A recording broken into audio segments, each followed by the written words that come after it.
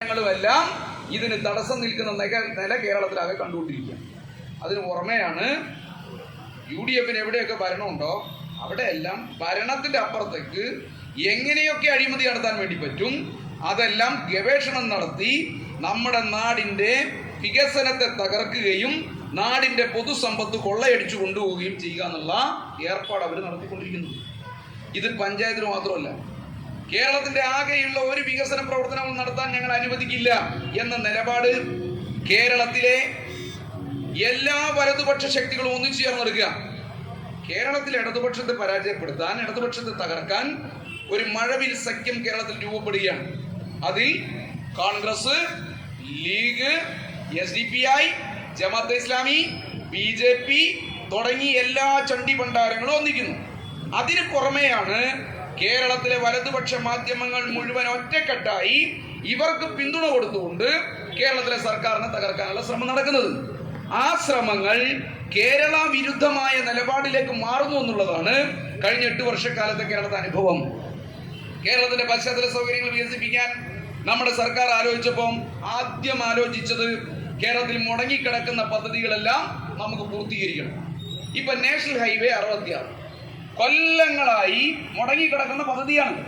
National ഹൈവേയുടെ പണി പൂർത്തീകരിച്ചു കഴിഞ്ഞാൽ, ആ ഹൈവേ സഞ്ചാരയോഗ്യമായി കഴിഞ്ഞാൽ പിന്നെ വേറെ ഒരു നിക്ഷേപം പ്രത്യേക നിലയിൽ കൊണ്ടുവരേണ്ട കാര്യമില്ല. അവിടെ പുതിയ നിക്ഷേപങ്ങൾ വരും, ധാരാളം വാണിജ്യ സ്ഥാപനങ്ങൾ വരും, വ്യവസായ സ്ഥാപനങ്ങൾ വരും. നേരത്തെ നമ്മളോട് നിക്ഷേപം നടത്താമെന്ന് പറഞ്ഞവർ അവിടേക്ക് വരും. അങ്ങനെ വന്നാൽ ആയിരക്കണക്കായ നമ്മുടെ ചെറുപ്പക്കാർക്ക് തൊഴിൽ ലഭിക്കുന്ന നിലയിലേക്ക് ഈ മേഖല മാറാൻ വേണ്ടി പറ്റും. അപ്പോൾ ആദ്യത്തെ പരിപാടി കേരളത്തിൽ വർഷങ്ങളായി മുടങ്ങിക്കിടക്കുന്ന നാഷണൽ ഹൈവേ 66 പണി പൂർത്തീകരിക്കണം. മുഖ്യമന്ത്രി പിണറായി കേന്ദ്ര സർക്കാരുമായി ആലോചിച്ചു, നിതിൻ ഗഡ്കരിയുമായി ആലോചിച്ചു. നിതിൻ ഗഡ്കരി പറഞ്ഞു, ഞങ്ങൾ റെഡി. ഏതായാലും സന്തോഷമുണ്ട്, ഇന്ത്യ രാജ്യത്തെ മറ്റെല്ലാ സംസ്ഥാനങ്ങളിലും ഇതിന്റെ പണിയെല്ലാം പൂർത്തീകരിച്ചു, കേരളത്തിൽ ഇങ്ങനെ മുടങ്ങിക്കിടക്കുകയാണ്, നിങ്ങൾ അതിന് തയ്യാറായതിൽ സന്തോഷമുണ്ട് എന്നെല്ലാം മുഖ്യമന്ത്രിയോട് പറഞ്ഞു. നിങ്ങളെ ഭൂമി ഏറ്റെടുക്കുന്നതിനുള്ള സംവിധാനങ്ങളെല്ലാം ഉണ്ടാക്കിക്കോ, അടിയന്തരമായി ഞങ്ങൾ നടപടി പൂർത്തീകരിച്ചു തരാം എന്ന് കേന്ദ്രമന്ത്രി പറയാം. പിണറായി ചർച്ചയെല്ലാം നടത്തി തിരിച്ചിവിടെ എത്തുന്നതിന് മുമ്പേ കേൾക്കുന്ന കാര്യം, പിണറായി നിതിൻ ഗഡ്കരിയുമായി ചർച്ച നടത്തി തിരിച്ചു പോരുമ്പോഴത്തേക്കും കേരളത്തിലെ BJPക്കാർ ഒരു കാരണവശാലും ഇത് നടത്തരുത്, അതിന് പറ്റാവുന്ന നിലയിലേക്ക് ഇത് തകർക്കാനുള്ള സംവിധാനം ഉണ്ടാക്കണമെന്ന് കേന്ദ്ര സർക്കാരിനും BJPക്കും നിർദ്ദേശം കൊടുക്കുകയാണ്. അപ്പോഴാണ് നിതിൻ ഗഡ്കരി പിറ്റേന്ന് പറയുന്നു, കേരളത്തിൽ ഭൂമി ഏറ്റെടുക്കുന്നതിനുള്ള പണം കേരള സർക്കാർ തരണം. കേരളത്തിൽ നാഷണൽ ഹൈവേക്ക് ഭൂമി ഏറ്റെടുക്കുന്നതിനുള്ള പണം കേരള സർക്കാർ തരണം. അപ്പൊ നമ്മൾ ചോദിച്ചു, ഇതെന്താ ഏർപ്പാട്? ഇന്ത്യ രാജ്യത്ത് ഒരു സ്ഥലത്തുമില്ല. ഇന്ത്യ രാജ്യത്ത് നാഷണൽ ഹൈവേയുടെ വികസനം എല്ലാം നടപ്പിലാക്കിയത് കേന്ദ്ര സർക്കാർ നേരിട്ടിട്ടാണ്. നാഷണൽ ഹൈവേ 66 എന്ന് പറഞ്ഞാൽ കന്യാകുമാരിയിൽ നിന്ന് പനവേലിലേക്ക് പോകുന്നതാണ്. ഈ സംവിധാനത്തിന് പണം മുടക്കേണ്ടത് 3 സംസ്ഥാനങ്ങൾ, 2 കേന്ദ്രഭരണ പ്രദേശങ്ങൾ, ഇതെല്ലാം ടച്ച് ചെയ്ത് പോവാണ് ഈ നാഷണൽ ഹൈവേ 66. അതിന്റെ സ്ഥലമെടുപ്പിന്റെ പണി പൂർത്തീകരിക്കേണ്ട ഉത്തരവാദിത്വം, പണി മറ്റു നിലയിലേക്ക് നടത്തേണ്ട ഉത്തരവാദിത്വം എല്ലാം കേന്ദ്ര സർക്കാരിനാണ്. ഞങ്ങളും ഇന്ത്യയിൽപ്പെട്ടതാണ്. ഞങ്ങൾക്ക് മറ്റെല്ലാ സംസ്ഥാനങ്ങൾക്കും നൽകിയതുപോലെ സാമ്പത്തികവും അതേപോലെ തന്നെ മറ്റു നിലയിലുമുള്ള അവകാശങ്ങളും ഉണ്ട്. അതുകൊണ്ട് ഞങ്ങൾ പണം തരില്ല. തർക്കമായി. ഒരു മാസം ആകുമ്പോഴത്തേക്കും UDFകാരനും BJPക്കാരനും ഒരുപോലെ പറയാൻ തുടങ്ങി. അവരെ പിന്തുണയ്ക്കുന്ന മാധ്യമങ്ങളും ഒരുപോലെ പറഞ്ഞു, കേരള സർക്കാർ പണം നൽകുന്നില്ല, കേന്ദ്ര സർക്കാർ ഇതാ ഇങ്ങനെ റെഡിയായി നിൽക്കുകയാണ്. കേരളത്തിന്റെ പണം നൽകാത്തതിന്റെ ഭാഗമായിട്ടാണ് നാഷണൽ ഹൈവേ 66 പണി നടക്കാത്തത്. കൊല്ലങ്ങളായി ഇത് മുടക്കി കടത്തിയ UDFകാരൻ ഇതിന്റെ പണി ഇതാ തുടങ്ങാൻ വേണ്ടി പോകുന്നു കണ്ടപ്പം BJP അതിനോടക്കിട്ടു. നടക്കാതിരിക്കാൻ ആ BJPക്കാരന്റെ കൂടെ UDFകാരനും കൂടി. അവസാനം നമ്മൾ ആലോചിച്ചു, നമ്മൾ ഈ തർക്കം ഉണ്ടാക്കി നിന്നാൽ നഷ്ടം നമ്മുടെ പുതിയ തലമുറക്കാണ്ടാവുക. കോൺഗ്രസും ലീഗും BJPയും ഒക്കെ ആയിട്ടുള്ള പുതിയ തലമുറക്ക് വലിയ നഷ്ടം ഉണ്ടാവും. അതുകൊണ്ട് എങ്ങനെയെങ്കിലും പണം ഉണ്ടാക്കി അടക്കണമെന്ന് തീരുമാനിച്ചു. 6000 കോടി രൂപ കിഫ്ബി മുഖേന കടമെടുത്തിട്ട് നമ്മൾ കേന്ദ്ര സർക്കാരിന് നൽകി. എന്നിട്ടാണ് ഈ നാഷണൽ ഹൈവേ 66 സ്ഥലമെടുപ്പ് തുടങ്ങിയത്. ഇനി തുടങ്ങിയതിന് ശേഷം ഈ സ്ഥലമെല്ലാം കുറ്റിയടിക്കാൻ വേണ്ടി തുടങ്ങി, അളന്ന് തിട്ടപ്പെടുത്താൻ വേണ്ടി തുടങ്ങി. മലബാറിലെ ആദ്യത്തെ റീച്ച് തുടങ്ങുന്നത് നമ്മുടെ രാമനാട്ടുകാർക്ക് തൊട്ടപ്പുറത്ത് വേങ്ങര കുഞ്ഞാലിക്കുട്ടിയുടെ മണ്ഡലത്തിൽ ഒരു തലപ്പാറ എന്ന് പറയുന്ന സ്ഥലമുണ്ട്. അവിടെ നിന്നാണ് ഇതിന്റെ സർവേ പ്രവർത്തനങ്ങൾ തുടങ്ങിയത്. ആ സർവേ പ്രവർത്തനം തുടങ്ങിയ സ്ഥലത്തു നിന്ന് ഉദ്യോഗസ്ഥന്മാരെ ആക്രമിക്കാൻ UDF തയ്യാറായി. പിറ്റേ ദിവസം പോലീസ് വന്നു. പോലീസ് ഉദ്യോഗസ്ഥന്മാരെ ആക്രമിച്ചവരെ മുഴുവൻ ഒഴിവാക്കി.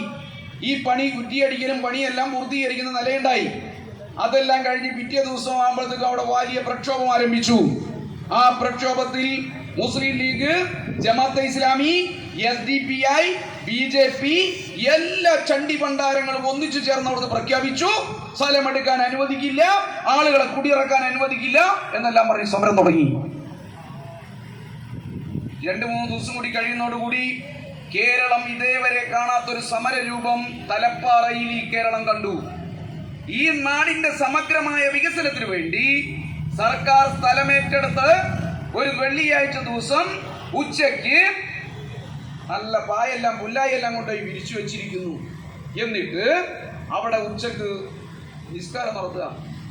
വെള്ളിയാഴ്ച ഉച്ചയിലെ ജുമാ നിസ്കാരം എന്ന് പറഞ്ഞാൽ ഒരു മതവിശ്വാസിയെ സംബന്ധിച്ച് അള്ളാഹുവിന്റെ ഭവനത്തിൽ വെച്ച് ഏറ്റവും പരിപാവനമായി നടക്കേണ്ട ഒരു കർമ്മം. ആ കർമ്മം ജമാഅത്തെ ഇസ്ലാമിക്കാരുടെയും SDPI-കാരുടെയും മുസ്ലിം ലീഗിലെ തീവ്രവാദികളുടെയും നേതൃത്വത്തിൽ റോട്ടിന് മുകളിൽ വെച്ച് നടത്തി. എന്തിന്? ഈ നാടിന്റെ വികസന പ്രവർത്തനത്തെ തകർക്കാൻ. പിറ്റേ ദിവസം മുതൽ വീണ്ടും ഇവരുടെ സംയുക്ത ആക്രമണങ്ങളും സമരങ്ങളും ശക്തിപ്പെട്ടു. കേരളത്തിലെ സർക്കാർ സ്ഥലം വിട്ടു നൽകേണ്ട ആളുകളെ മുഴുവൻ വിളിച്ചുകൂട്ടി. അവരോട് ചോദിച്ചു, നിങ്ങളുടെ ഡിമാൻഡ് എന്താ ചോദിച്ചു. അവരുടെ ഡിമാൻഡ് അവരുടെ പ്രതിനിധികൾ സർക്കാരിന് മുന്നിൽ വെച്ചു. അവർ പറഞ്ഞതിനും അപ്പുറത്തേക്കുള്ള, അവർക്ക് സ്വപ്നം കാണാൻ വേണ്ടി കഴിയാത്ത നിലയിലേക്കുള്ള നഷ്ടപരിഹാരം നൽകി ഭൂമി നൽകേണ്ട മനുഷ്യന്മാരെ മുഴുവൻ സർക്കാരിന്റെ കൂടെ നിർത്തി ഇതുമായി മുന്നോട്ട് പോകുമെന്ന് ഉറപ്പുവരുത്തുന്ന പ്രവർത്തനം നടത്തിയപ്പോഴത്തേക്കും അതാ കണ്ണൂരിൽ കീഴാറ്റൂരിൽ വയൽ കിളികൾ എന്ന് പറഞ്ഞ ഒരു കൂട്ടം ആളുകൾ നെൽവയൽ സംരക്ഷിക്കാൻ, പരിസ്ഥിതി സംരക്ഷിക്കാൻ ഞങ്ങൾ ഇതാ റെഡിയായി നിൽക്കുകയാണ്, ഈ പദ്ധതി നടപ്പിലാക്കാൻ അനുവദിക്കില്ല. എല്ലാവരും പോയല്ലോ. കീഴാറ്റൂരിലേക്ക് ഈ കേരളത്തിലെ എല്ലാ ഈ പറയുന്ന ഇടതുപക്ഷം ഒഴികെയുള്ള എല്ലാ പാർട്ടികളുടെയും നേതാക്കന്മാർ പോയി, എല്ലാ ജാതിമത സംഘടനകളുടെയും നേതാക്കന്മാർ പോയി, ജമാഅത്തെ ഇസ്ലാമിയും SDPI-യും ഉൾപ്പെടെ കേരളത്തിന്റെ എല്ലാ വികസന പ്രവർത്തനങ്ങളെയും തകർക്കാൻ സാമ്രാജ്യത്വ ശക്തികളിൽ നിന്ന് അച്ചാരം വാങ്ങി പ്രവർത്തിക്കുന്ന കേരള വിരുദ്ധന്മാരാണ് ഈ പറയുന്ന ശക്തികൾ, പ്രത്യേകിച്ച് ജമാഅത്തെ ഇസ്ലാമി. അവർ ഈ സമരത്തിന് നേതൃത്വം കൊടുക്കാൻ പശ്ചിമ ബംഗാളിൽ നിന്ന് മണ്ണ് കൊണ്ടുവന്നു. നന്ദിഗ്രാമിൽ നിന്ന് കൊണ്ടുവന്ന മണ്ണ് അവിടെ വെച്ചിട്ട് സുരേഷ് ഗോപിയുടെ BJP-യും ഈ പറയുന്ന ജമാഅത്തെ ഇസ്ലാമിയും SDPI-കാരനും പോപ്പുലർ ഫ്രണ്ടുകാരനും കോൺഗ്രസുകാരനും ലീഗുകാരനും മാധ്യമ പ്രവർത്തകരിൽ ഒരു വിഭാഗവും എല്ലാം കൂടി ചേർന്ന് അവിടുന്ന് പ്രതിജ്ഞ എടുത്തു, ഈ പദ്ധതി നടപ്പിലാക്കാൻ അനുവദിക്കില്ല.